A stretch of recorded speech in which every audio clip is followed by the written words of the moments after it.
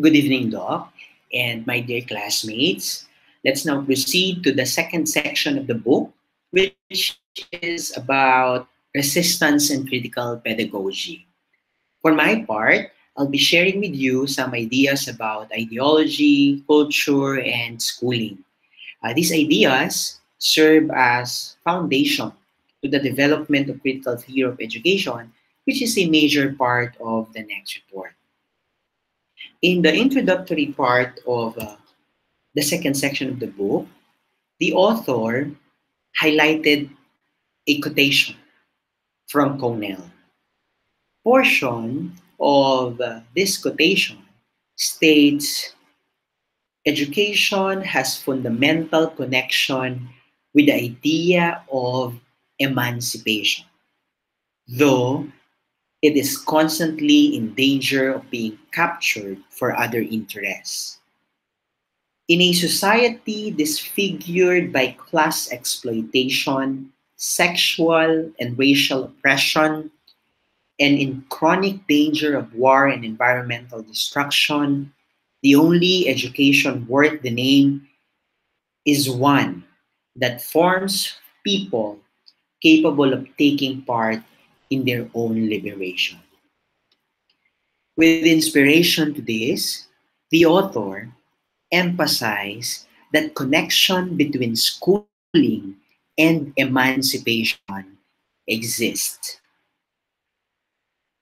He pointed out that schools have a responsibility to equip students with the knowledge and skills they will need to develop a critical understanding of themselves and what it means to co-live in a democratic society.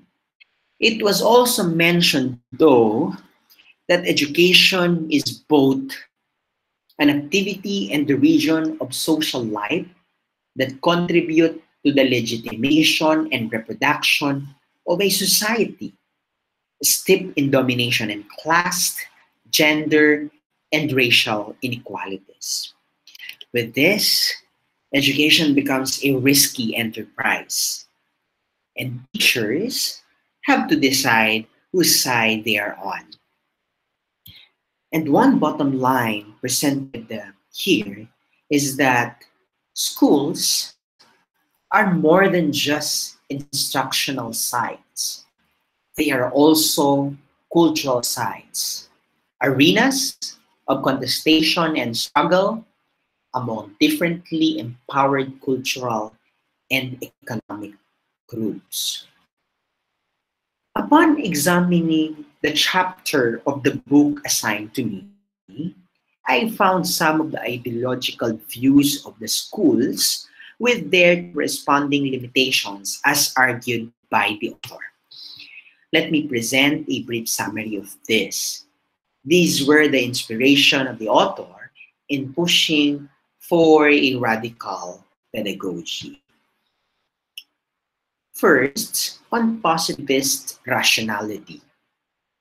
Within the legacy of positivist rationality, the notion of ideology was ignored, along with the assumption that schools were both ideological and instructional sites.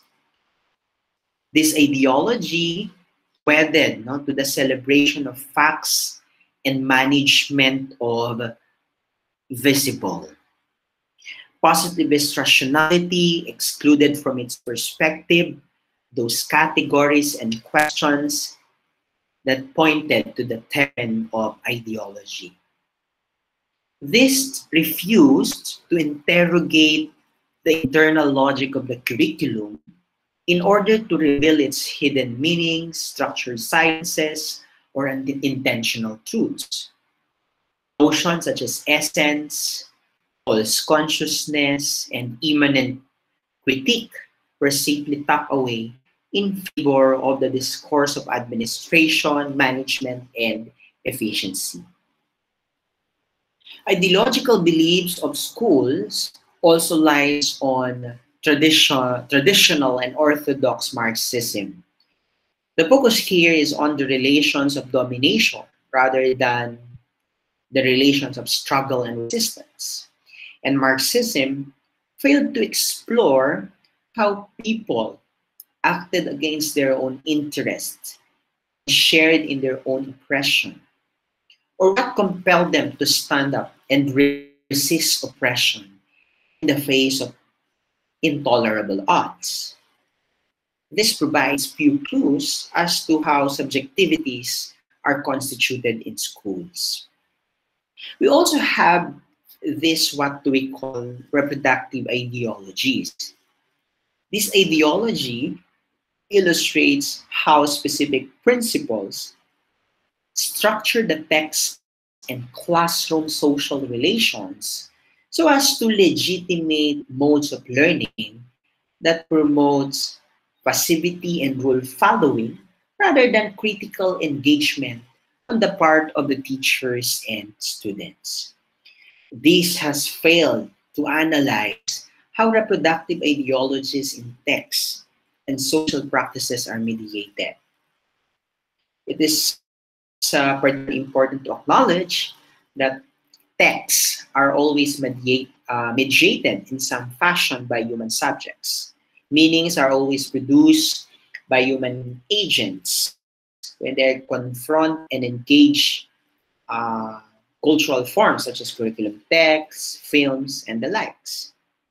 And with all of this, the author said that there must be a radical pedagogy that addresses not only the cognitive aspects of learning and awareness, but needs and desires as well.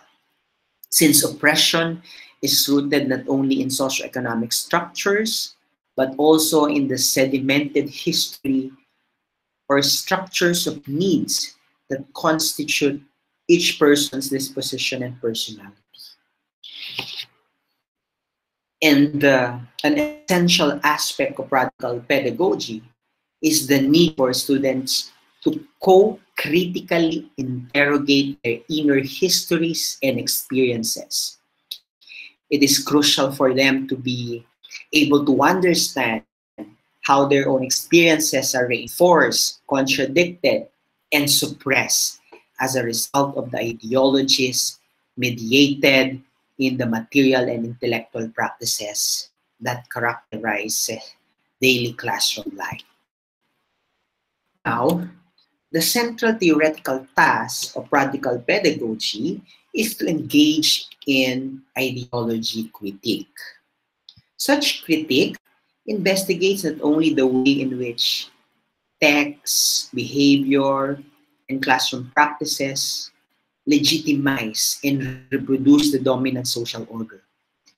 It also looks at how meaning is produced and mediated by human subjects who interpret such texts, behavior, and practices through their historical, positional, family, and class background.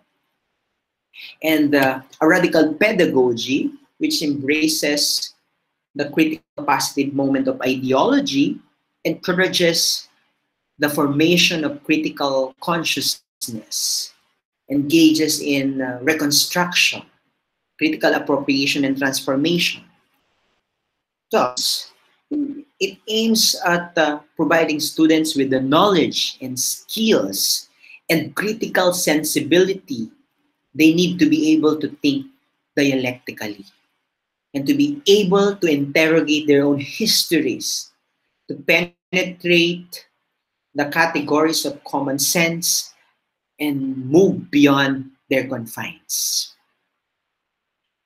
And now on ideology and material practices, a part of the radical theory is a theory of ideology that is capable of comprehending the way in which meaning is constructed and materialized within texts or cultural forms such as films, books, curriculum packages, fashion styles, etc. Ideology critique is not limited to the hidden or visible processes in the realm of subjectivity and behavior, but it extended to the study of observable material processes, the manipulation of signs in specific ways and specific contexts. In the book, the examination of the recent children's history books was presented. In this examination, they wanted to find texts that recognized human agency, that related past experiences to the present, so as to stimulate intellectual curiosity. A book that linked material conditions to social relations. A book that did not simply present history as the rest of figures and facts. And finally, a book that treated history as open-ended and subject to interpretation.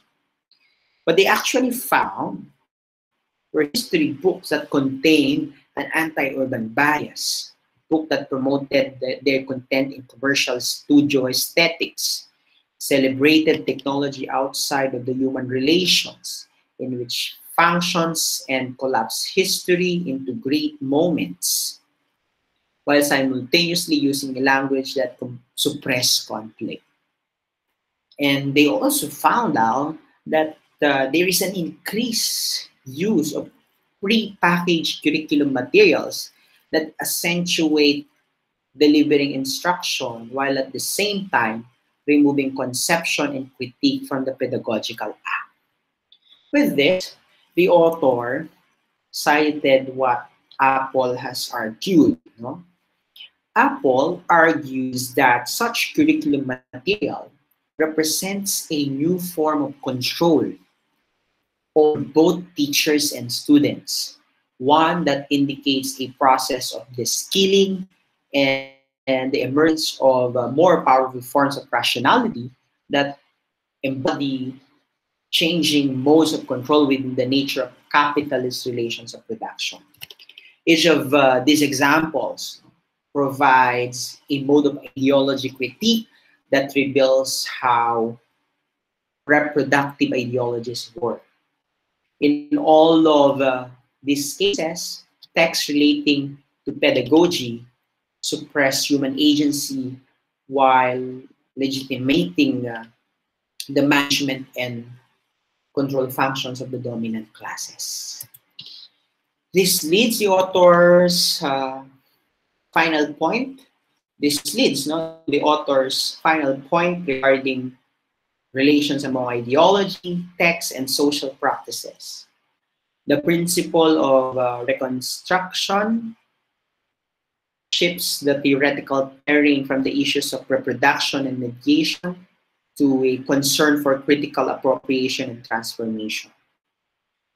This suggests a mode of ideology critique in which the interests that underlie texts, representations, and social practices would not only be identified but also disassembled and refashioned within the aim of developing social relations that and modes of knowledge that serve radical needs.